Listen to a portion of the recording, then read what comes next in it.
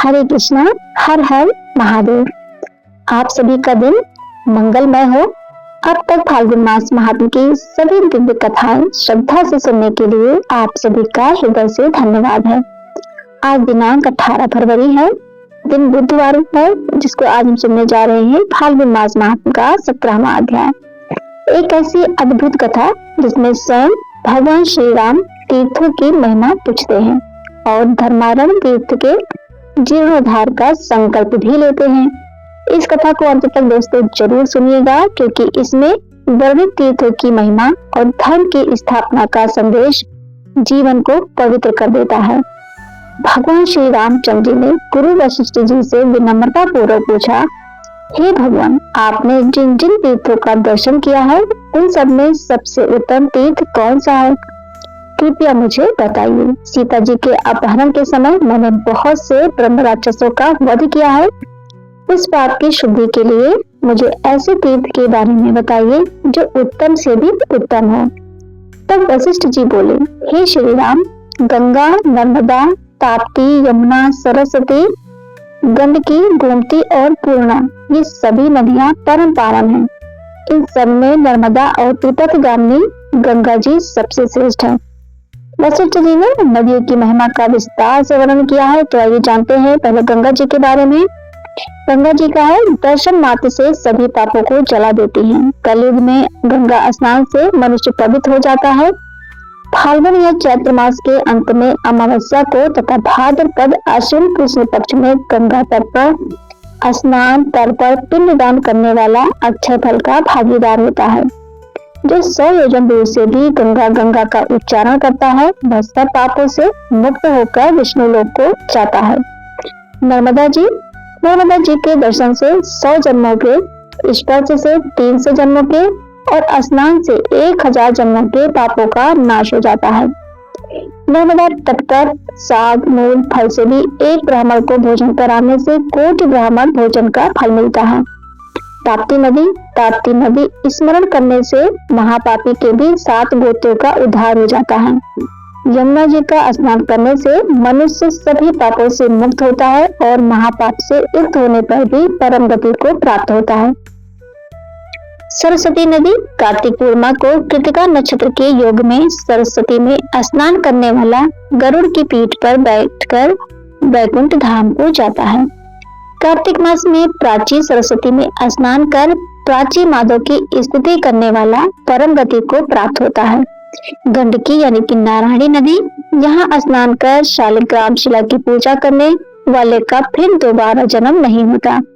गोमती नदी द्वारका में गोमती की लहरों में स्नान करने वाला चतुर्भुज रूप धारण कर वैकुंठ धाम में आनंद का अनुभव करता है। चंबल नदी नमस्कार कर जल का स्पर्श करने वाला अपनी 1010 पीढ़ियों का उद्धार कर देता है। संगम और समुद्र, ये 2 नदियों के संगम को देखकर या समुद्र की ध्वनि सुनकर ब्रह्म हत्या से युक्त मनुष्य भी पवित्र हो जाता है। प्रयाग, माघ मास में प्रयाग में गोता लगाने वाला इस लोक में सुख भोग कर अंत में विष्णु धाम को प्राप्त होता है। प्रभात क्षेत्र, 3 रात ब्रह्मचर्य पूर्वक निवास करने वाले यमलोक और कुंभी बाग आदि नरकों का दर्शन नहीं करते हैं। नैमिषारण्य, यहाँ निवास करने वाला देवत्व को प्राप्त होता है। कुरुक्षेत्र, चंद्र सूर्य ग्रहण के अवसर पर स्नान कर स्वर्ण दान करने वाले का पुनर्जन्म नहीं होता। कपिला गोदान, कपिला गौ का स्पर्श करके दान देने वाला ऋषि लोक को जाता है। उज्जैन, वैशाख मास में शिप्रा नदी में स्नान करने वाला अपने हजारों पूर्वजों को घोर नरक से छुटकारा दिला देता है।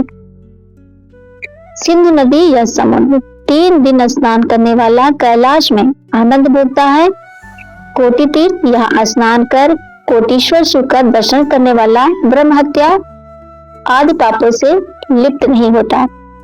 वेदवती नदी, सूर्योदय काल में स्नान करने वाला सब रोगों से मुक्त होकर उत्तम सुख का भागी होता है। वशिष्ठ जी ने कहा, हे रघुनंदन, प्रायः सभी तीर्थ स्नान, जलपान या गोता लगाने से मनुष्यों के पापों का नाश कर देते हैं, किंतु सब तीर्थों में धर्मार्थ तीर्थ उत्तम बताया गया है, क्योंकि ब्रह्मा, विष्णु और शिव जी आदि देवताओं ने पूर्व काल में सबसे पहले इसी तीर्थ की स्थापना की थी। सभी वनों और तीर्थों में धर्मार्थ से बढ़कर भोग और मोक्ष प्रदान करने वाला दूसरा कोई तीर्थ नहीं है। स्वर्ग के देवता भी धर्मान निवासी मनुष्यों की सराहना करते हैं। द्वारका, काशी, त्रिशूलधारी शिव जी और भैरव ये सब जैसे मुक्तिदाता हैं। उसी प्रकार धर्मारण भी मोक्ष देने वाला उत्तम तीर्थ है। ये सुनकर महाधनुदय श्री राम जी अत्यंत प्रसन्न होते हैं। उन्होंने सीता जी और अपने भाइयों के साथ तीर्थ यात्रा का निश्चय किया। उनके पीछे हनुमान जी, माता कौशल्या, सुमित्रा, कैकेयी, लक्ष्मण, भरत, शत्रुघ्न सेना सहित तथा अयोध्या के अन्य निवासी और प्रजाजन भी चल पड़े। श्री राम ने गुरु वशिष्ठ जी से पूछा, हे मुनि, ये बड़े आश्चर्य की बात है कि आदि में ये धर्मा क्षेत्र हुआ या द्वारका में? धर्मा क्षेत्र की उत्पत्ति कितने समय में हुई? वशिष्ठ जी बोले, महाराज, मैं नहीं जानता कि ये क्षेत्र कितने दिनों से प्रकट है। दीर्घजीवी लोमश और जांबवान ही इसका कारण जानते होंगे। शरीर में अनेक जन्मों का संचित पाप है, उसका उत्तम प्रायश्चित ये धर्मा क्षेत्र ही माना गया है। वशिष्ठ जी का वचन सुनकर श्री राम जी ने वहां जाने का विचार किया। यात्रा विधि का पालन करते हुए वशिष्ठ जी को आगे करके महामंडल राजाओं और सामंतों के साथ पुरुष चरण विधि वो करके वे उत्तर दिशा की ओर प्रस्थान किए। फिर पश्चिम दिशा की ओर मुड़ गए। गांव गांव, देश देश और वन वन को लांघते हुए वे आगे बढ़ते गए। हजारों हाथी घोड़े, करोड़ों रथ और असंख्य सेविकाओं के साथ श्री रघुनाथ जी यात्रा कर रहे थे। वे हाथी पर बैठकर विभिन्न देशों को देखते हुए जा रहे थे। उनके ऊपर श्वेत छत तना हुआ था और पीछे सुंदर चमन डाला जा रहा था। 10वें दिन श्री राम जी परम उत्तम धर्मा क्षेत्र में पहुंच गए। क्षेत्र के पास ही मांडलिकपुर को देखकर उन्होंने सेना सहित रात में वहीं निवास किया। उन्होंने सुना कि धर्मा क्षेत्र इस समय निर्जन और उजाड़ होकर बड़ा भयानक प्रतीत हो रहा है। वहां बाघ, शेर, यक्ष और राक्षस निवास करते हैं। धर्मारण अब केवल जंगल मात्र रह गया है। वहां की जनता के मुख से ये सब सुनकर श्री राम जी ने कहा, तुम लोग चिंता मत करो। फिर उन्होंने वहां के व्यवसाय कुशल, शूरवीर, महाबली, पराक्रमी और समर्थ वैश्यों को बुलाकर कहा, तुम लोग मेरी ये सोने की पालकी जल्दी लेकर चलो, जिससे मैं अभी धर्मारण में पहुंच जाऊं। वहां स्नान और जलपान करने से मनुष्य सब पापों से मुक्त हो जाता है। श्री राम जी से प्रेरित होकर उन वैश्यों ने तथास्तु कहा और उनकी पालकी उठाकर उन्हें धर्मारण में पहुंचा दिया। सेना सहित श्री राम जी ने जब उस क्षेत्र में प्रवेश किया तब हर वाहन की गति मंद हो गई, बाजों की आवाज भी कम हो गई, हाथी मंद गति से चलने लगे, घोड़े भी धीमे धीमे चलने लगे। ये देखकर श्री राम जी को बड़ा आश्चर्य हुआ। उन्होंने विनय पूर्वक गुरु वशिष्ठ जी से पूछा, हे मुनीश्वर, ये क्या बात है? अचानक ही सभी वाहनों की गति मंद कैसे हो गई? ये तो बड़ी विचित्र बात है। तीनों कालों की बात जानने वाले मुनि वशिष्ठ जी बोले, हे श्री राम, जब धर्मार आ गया है, इस पुरातन तीर्थ में पैदल यात्रा करनी चाहिए। ऐसा करने से पीछे सेना को सुख मिलेगा। तब श्री राम जी सेना के साथ पैदल चलने लगे। जाते जाते वे मधुआसन नामक परम पावन ग्राम में पहुंचे। वहां गुरु वशिष्ठ जी की बताई हुई पद्धति से तरह तरह के उपहारों द्वारा प्रतिष्ठा विधि के साथ उन्होंने मृत्तिकाओं का पूजन किया। फिर श्री राम जी ने सुवर्णा नदी के दक्षिण तट पर हरित क्षेत्र का निरीक्षण किया। वहां घूमे फिरे और यज्ञ के योग बहुत से स्थलों को देखा। उस समय रघुनाथ जी ने धर्म स्थान का निरीक्षण करके अपने आप को धन्य माना और सुवर्णा के उत्तर तट पर सैनिकों को उतारकर स्वयं उस क्षेत्र में घूमने लगे। वहां के सभी तीर्थों और देव मंदिरों में जा जाकर श्री राम जी ने सभी शास्त्रोक्त कर्म विधि पूर्वक संपन्न किए। उन्होंने बड़ी श्रद्धा से विधि पूर्वक अपने पितरों का श्राद्ध किया। स्थान से वायव्य कोण में सुवर्णा के दोनों तटों पर श्री रामेश्वर और कामेश्वर की स्थापना की। इन सब विधियों का पालन करके वे अपनी पत्नी सीता जी के साथ रात में उस नदी के तट पर ही सो गए। जब आधी रात हुई, सबके सो जाने पर भी धर्मवत्सल श्री राम जी अकेले ही जागते रहे। उस समय उन्हें किसी स्त्री के रोने का शब्द सुनाई दिया। वह करुणाजनक बातें कहकर उस रात में कुरी की तरह रो रही थी। श्री राम जी ने उसी क्षण गुप्तचर भेजकर उस स्त्री का निरीक्षण कराया और उसे ढूंढा। करुणाजनक स्वर से रोती हुई उस व्याकुल स्त्री को देखकर भगवान श्री राम के दूत पूछने लगी, सुंदरी, तुम कौन हो? देवी हो या दानवी? किसने तुम्हें भय पहुंचाया? किसने तुम्हारा धन लूट लिया है, जिससे तुम व्याकुल होकर बार बार इन कठोर शब्दों का उच्चारण करके रो रही हो? सच सच बताओ, राजा श्री राम तुम्हारा समाचार पूछ रहे हैं।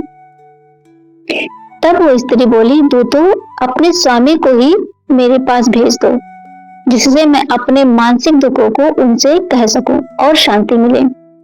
बहुत अच्छा कहकर दूत वहां से लौट गए और उन्होंने भगवान श्री राम जी के पास जाकर सारी बातें कह सुनाई। दूत बोले, हे प्रभु, उस स्त्री ने कहा है कि श्री रामचंद्र जी ही मेरे दुख का निवारण कर सकते हैं, इसीलिए तुम्हारा कल्याण हो और तुम उन्हीं को भेजो। ये सुनकर श्री राम जी तुरंत वहां गए और दुख से व्याकुल हुई उस अबला को देखकर वे स्वयं भी दुखी हो गए। उस समय उन्होंने दोनों हाथ जोड़कर उससे पूछा, शुभे, तुम कौन हो? किसकी पत्नी हो? किसी ने तुम्हें दुखी करके इस निर्जन वन में निकाल दिया है? क्या कारण है? या फिर किसी ने तुम्हारा धन लूटा है? ये सब बातें मुझे बताओ। उनके इस प्रकार पूछने पर उस स्त्री ने मधुर वाणी में प्रेम पूर्वक श्री राम जी की स्तुति की। हे परमात्मा, आप सनातन परमेश्वर और सबका दुख हरने वाले हैं। जिसके लिए आपका अवतार हुआ था वह कार्य तो आपने पूरा कर लिया। रावण, कुंभकर्ण, नरांतक, खरदूषण, त्रिशरा, मारीच और अक्षय कुमार आदि असंख्य भयानक राक्षसों को आपने युद्ध में परास्त किया है। लोकेश, मैं आपकी उत्तम कीर्ति का वर्णन क्या कर सकती हूँ।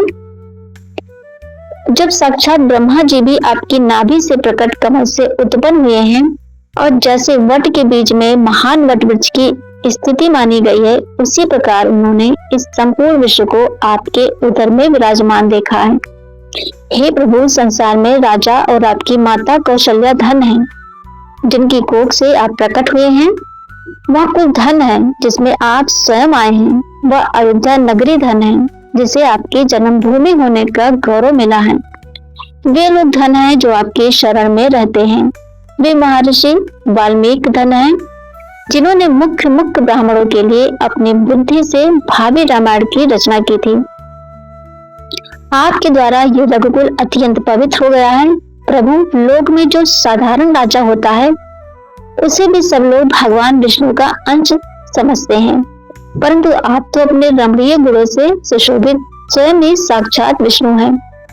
लोकहित का कोई भी कार्य जिसे करने के विचार से आपने यहाँ अवतार लिया है, करते समय आपके मार्ग में कभी कोई विघ्न बाधा न आए, इस प्रकार स्तुति करके वह स्त्री श्री राम जी से बोली, रघुनंदन, आप जैसे स्वामी के रहते हुए मैं बहुत लंबे समय से सूनी हो रही हूँ।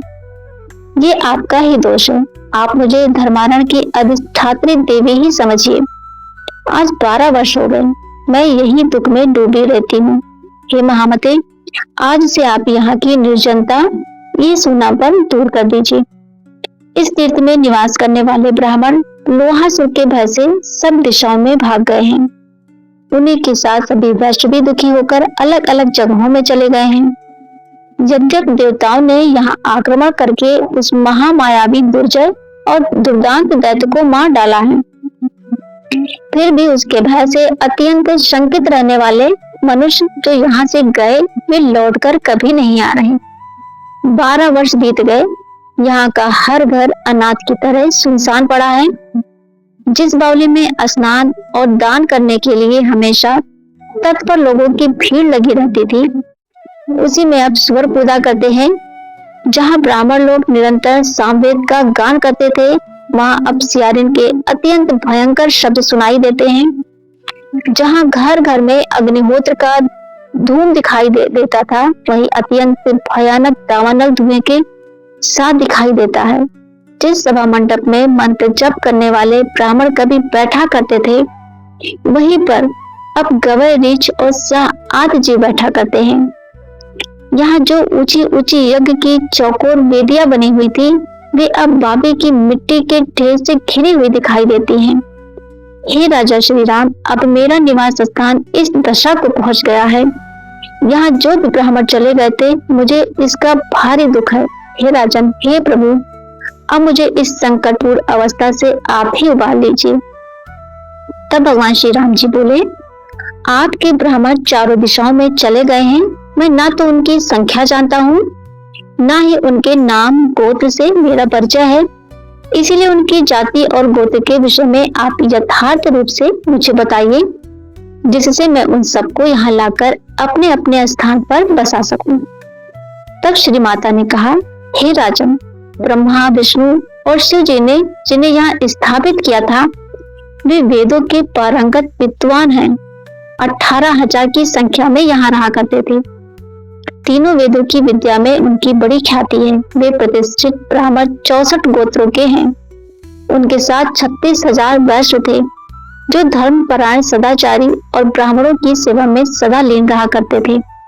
जहाँ संज्ञा रानी के साथ राजा बकलादित्य नाम से विख्यात भगवान सूर्य विराजते हैं, जहाँ दोनों अश्विनी कुमार हैं, जहाँ व्यय की पूर्ति करने वाले साक्षात कुबेर हैं, वही ये धर्मार्थ क्षेत्र है, जिसकी अधिष्ठात्री देवी मैं मानी गई हूँ। यहाँ की भट्टारिका अर्थात मैं यहाँ की स्वामी हूँ। श्री सूत जी कहते हैं कि उस स्थान के जो आचार और वहां रहने वालों के जो कुलाचार थे, उन सब प्राचीन वृत्तांतों को श्री माता ने श्री राम जी के आगे निवेदित कर दिया। उनकी बात सुनकर श्री रघुनाथ जी को बड़ी प्रसन्नता हुई। प्रभु बोले, आपने मुझे सच सच बातें बताई हैं, इसीलिए मैं इसी नाम से यहाँ नगर बसाऊंगा। ये नगर तीनों लोकों में उत्तम सत्य मंदिर के नाम से विख्यात होगा। ऐसा कहकर श्री राम जी ने अपने 1 लाख सेवकों को ब्राह्मणों को बुला लाने के लिए भेज दिया और कहा, जिस देश, प्रदेश, नदी, तट, वन अथवा गांव में जहाँ जहाँ धर्मार्थ निवासी ब्राह्मण गए हों, वहां से अर्घ्यपाद आदि के द्वारा उनकी पूजा करके, उनका भली भांति सम्मान करके उन्हें शीघ्रता पूर्वक यहाँ बुला लाओ। मैं तभी यहाँ भोजन करूंगा जब उन श्रेष्ठ ब्राह्मणों के दर्शन कर लूंगा। प्रभु का ये आदेश सुनकर उनके आज्ञा पालक दूत सभी दिशाओं में तुरंत ही चले गए। उन्होंने सभी ब्राह्मणों को खोज निकाला और उन्हें पाकर सब के सब बड़े प्रसन्न हुए। फिर उन्होंने शास्त्रोक्त विधि विधान से अर्घ्य, पाद आदि के द्वारा उन सब का पूजन किया। उनकी स्तुति की, विनय युक्त व्यवहार करते हुए श्री राम जी का अनुरोध सुनाकर उन सबको धर्मार्थ चलने के लिए आमंत्रित किया। जिसके बाद वे सभी वेद शास्त्र पारायण ब्राह्मण सेवकों के साथ वहां जाने को तत्पर हुए और बड़े आदर पूर्वक श्री राम जी के पास आए। उन्हें देखकर दशरथ नंदन महाराज श्री राम जी के अंगों में हर्ष से रोमांच हो आया। उन्होंने अपने आप को कृतार्थ समझा। वे बड़ी तेजी से उठकर पैदल ही उनकी अगवानी के लिए, उनके सम्मान के लिए गए और धरती पर घुटने टेककर आनंद के आंसू बहाते हुए दोनों हाथ जोड़कर बोले, हे पवित्र ब्राह्मणों, मैं ब्राह्मण के ही प्रसाद से लक्ष्मीपति हूँ, ब्राह्मण के ही प्रसाद से धरणीधर हूँ, ब्राह्मण के ही प्रसाद से मैं जगतपति हूँ और ब्राह्मण के ही प्रसाद से मेरा नाम राम है। श्री राम जी के ऐसा कहने पर वे ब्राह्मण बड़े प्रसन्न हुए। उन्होंने जय जयकार और आशीर्वाद से उनका सम्मान करते हुए कहा, हे रघुनंदन, आप दीर्घायु हो। फिर श्री राम जी उन्हें पुनः प्रणाम करके पाद, अर्घ्य और आसन आदि के द्वारा उनका आदर सत्कार और स्तुति करने लगे। दंडवत प्रणाम करके उन्होंने स्तुति की। इसके बाद हाथ जोड़कर उनके चरणों की वंदना की। फिर विचित्र प्रकार के आसन और सोने के आभूषण आदि उन्हें समर्पित किए। अंगूठी, यज्ञोपवीत और कानों के कुंडल दिए। इतना ही नहीं, उन्होंने तरह तरह के रंगों वाली 101 गाय भी दी, जो बछड़े वाली थी और जिनके धन गढ़े के समान थे। उनकी पीठ पर वस्त्र उड़ाया गया था, गले में घंटे बंधे थे, सींग सोने से और खुर चांदी से मढ़े गए थे उनका पीछे का भाग ताम्र पद से सजा हुआ था और दूध दोहने के लिए हर गाय के साथ एक कांसे का पात्र था। इतना सब कुछ करने के बाद भगवान श्री राम उन ब्राह्मणों से कहने लगे, हे ब्राह्मणों, अब मैं श्री माता की आज्ञा से इस तीर्थ का जीर्णोद्धार करूंगा, अर्थात इसे फिर से बसाऊंगा, जो आप सभी के जाने से सूना हो गया था। आप लोग इस काम के लिए मुझे आज्ञा दीजिए और मेरा दिया हुआ दान ग्रहण कीजिए। सत्पात्र को ही दान देना चाहिए, अपात्र को कुछ भी नहीं दिया जाता, क्योंकि सुपात्र नाव की तरह सदा पार उतारता है और अपात्र लोह पिंड के समान केवल डुबोने वाला होता है। हे ब्राह्मणों, केवल जाति मात्र से ब्राह्मण नहीं होता, बल्कि उसके साथ साथ ब्राह्मणोचित कर्म भी होना चाहिए। संसार में क्रिया बलवती होती है, कर्महीन ब्राह्मणों को दान देने से कहाँ फल मिलेगा। इस कारण सत्यवादी ब्राह्मण ही परम पूजनीय माने गए हैं। अब यज्ञ कार्य प्रारंभ होने वाला है, इसमें आप लोग सदा कृपा कीजिए। तब वे सब ब्राह्मण आपस में मिलकर विचार करने लगे।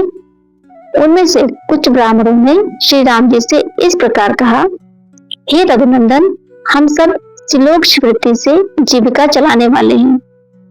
पूर्ण संतोष का आश्रय लेकर धर्मानुसार हम चाहे जो कुछ भी हो राजा का प्रतिग्रह कुछ लेते भी हैं, इसीलिए हम भयदायक प्रतिग्रह को स्वीकार नहीं करते। उन ब्राह्मणों में से कुछ एक हित व्रत वाले थे, जो दिन में केवल एक बार ही भोजन किया करते थे।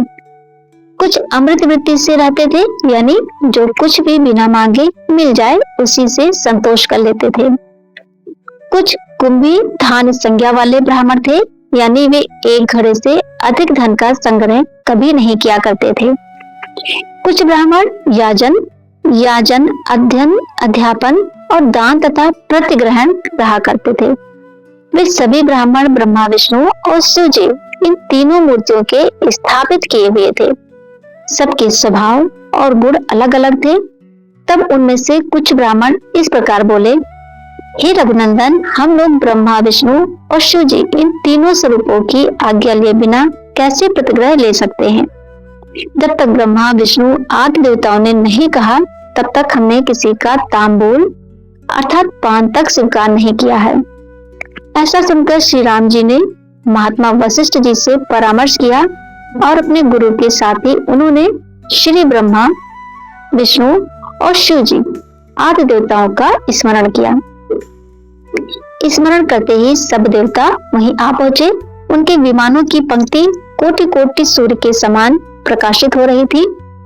श्री राम जी ने बड़ी प्रसन्नता के साथ उन सबका यथा योग्य पूजन किया और सारा वृत्तांत सुनाते हुए कहा, मैं इस क्षेत्र को अधिदेवी के कहने से इसी धर्मार हरि क्षेत्र में धर्मकूट के समीप जीर्णोद्धार करना चाहता हूँ। प्रभु के ऐसा कहने पर वे सब ब्राह्मण तीनों मूर्तियों को प्रणाम करके प्रसन्नता से भर गए। उनका मनोरथ सफल हो गया। उन्होंने अर्घ्य, पाद आदि की विधि से श्रद्धा पूर्वक उनका पूजन किया। वे तीनों देवता ब्रह्मा, विष्णु और शिव जी क्षण भर विश्राम करके विनय पूर्वक हाथ जोड़े खड़े हुए भगवान श्री राम जी से बोले, सूर्यवंश विभूषण हे श्री राम, आपने देवद्रोही रावण आदि राक्षसों का जो संहार किया है, इससे हम लोग बहुत प्रसन्न हैं। आप इस महास्थान को उद्धार कीजिए और महान सुयश प्राप्त कीजिए। तब उन देवताओं की आज्ञा पाकर दशरथ नंदन श्री राम जी बहुत प्रसन्न हुए और ब्रह्मा आदि देवताओं के समक्ष जीर्णोद्धार का कार्य प्रारंभ कर दिया। इससे पहले उन्होंने महान पर्वत के समान सुंदर और विशाल वेदी बनवाई और उसके ऊपर तरह तरह के सुंदर ब्रह्मशाला, ग्रहशाला और ब्रह्मशाला आदि का निर्माण कराया। उन शालाओं में यथास्थान खजाना और घर के काम में आने वाली आवश्यक उपयोगी वस्तुओं का संग्रह भी किया गया। कोटि कोटि स्वर्ण मुद्राओं और रत्न तथा वस्त्र आदि से विशाल कोठार भर गए। उनमें धन, न समृद्धि और सभी प्रकार के धातुओं का भी संग्रह कर लिया गया। ये सब करके भगवान श्री राम जी ने ब्राह्मणों को दान दिया। उन्होंने एक एक ब्राह्मण के लिए 2-2 दूध देने वाली गौवें दी। उन्होंने वेद वेदता ब्राह्मणों के लिए 4000 चरा गांव दिए। ब्रह्मा, विष्णु और शिव जी, इन तीनों देवताओं ने उन्हें स्थापित किया था। इसीलिए संसार में त्रिविद्या नाम से उनकी ख्याति हुई। मंडलों में जो उत्तम शूद्र वैश्यवृत्ति से जीविका चला रहे थे, उनकी संख्या 1.25 लाख थी। वे सब श्री राम जी की आज्ञा का पालन करने वाले थे और मांडलिक कहलाते थे। उन सबको श्री राम जी ने ब्राह्मणों की सेवा में नियुक्त कर दिया। श्री राम जी ने 2 चावरिया 4 वेदों से युक्त ब्रह्मा जी की स्थापना की। महाशक्ति श्री माता और श्री हरि को भी स्थापित किया। विघ्नों का नाश करने के लिए दक्षिण द्वार पर उन्होंने गणेश और अन्य देवताओं की स्थापना की। वीरवर श्री रघुनाथ जी ने 7 मंजिल के मंदिर बनवाए और ये नियम किया कि जो कोई भी यहाँ शुभ और मांगलिक कार्य करे, पुत्र हो जाने पर जात कर्म, अन्नप्राशन और मुंडन आदि कर्म करे, यज्ञ कर्मों में लक्ष्य होम और कोटि होम करे, वास्तु पूजा और ग्रह शांति करे तथा ऐसे महोत्सव के अवसर पर मनुष्य जो कुछ भी द्रव्य, अन्न, वस्त्र, धेनु, स्वर्ण, रजत आदि का दान ब्राह्मणों, शूद्रों, दीनों, अनाथों और अंधों के लिए दे, उस समय पहले कार्य की सिद्धि के लिए भगवान बकुलादित्य और श्री माता का भाग जरूर निकाल दे। जो मनुष्य मेरी आज्ञा का उल्लंघन करके इसके विपरीत आचरण करेगा, उसके उस कर्म में विघ्न अवश्य ही उपस्थित होगा। ऐसा कहकर भगवान श्री राम ने प्रसन्न मन से देवताओं की बावलियों, सुंदर 4 दीवारियों, दुर्ग के उपकरणों, विस्तृत सड़कों और गलियों, कुंडों, सरोवरों, तलैयों, धर्मव्यापी और अन्य देव निर्मित कूपों का पुनः निर्माण कराया। इस प्रकार मनोरम धर्मारण में इन सब वस्तुओं का विस्तार पूर्वक निर्माण कराकर भगवान श्री राम ने उन्हें त्रिविद्या का मुख्य विद्वानों को सौंप दिया। श्री रामचंद्र जी का शासन वहां ताम्रपत्र पर लिख कर दिया गया। वहां उसको जो लोप करेगा उसके पूर्वज नरक में पड़ेंगे और आगे उसके कुल में संतति नहीं होगी, अर्थात वे निसंतान रहेंगे। इसके बाद श्री राम जी ने पवन पुत्र हनुमान जी को बुलाकर कहा, हे महावीर वायु कुमार, तुम्हारी भी पूजा होगी। तुम इस क्षेत्र की रक्षा करने के लिए यहाँ पर निवास करो। हनुमान जी ने प्रणाम करके प्रभु की आज्ञा को शिरोधार्य किया। इस प्रकार उस तीर्थ का जीर्णोद्धार किया गया। श्री माता का पूजन करके वे अन्य तीर्थों में जाने को उद्यत हुए। श्री ब्रह्मा आदि देवता भी श्री राम जी को आशीर्वाद देकर अपने अपने लोक को चले गए। इस प्रकार भगवान श्री राम ने धर्मारण तीर्थ का उद्धार कर धर्म की पुनः स्थापना की। तो आज की ये कथा हमें सिखाती है दोस्तों, जहाँ धर्म का संरक्षण होता है वहाँ ईश्वर स्वयं निवास करते हैं। तो आज की कथा यहीं पर पूर्ण होती है। इसके आगे का अद्भुत वृत्तांत आप अगले अध्याय में अवश्य सुनिएगा। तब तक के लिए जय श्री कृष्णा दोस्तों।